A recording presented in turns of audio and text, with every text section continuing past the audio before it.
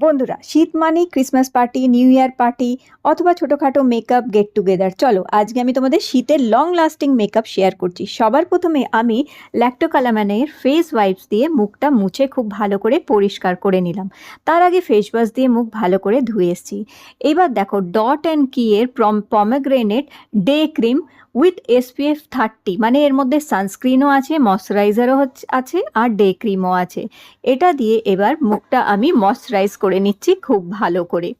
তো বন্ধুরা, এটার মধ্যে যেহেতু SPF আছে, মানে সানস্ক্রিন আছে, তাই এটা আমাকে সান থেকেও প্রোটেক্ট করবে, স্কিনটা ময়শ্চারাইজও করবে, সফট রাখবে, অথচ চিটচিটে ভাবও নেই এটার মধ্যে। খুব ভালো। এটা আবার অ্যান্টি এজিং ক্রিমও হচ্ছে, মানে যাদের 30-এর ওপরে বয়স তাদের জন্য খুব ভালো এটা অ্যান্টি এজিং একটা ডে ক্রিম।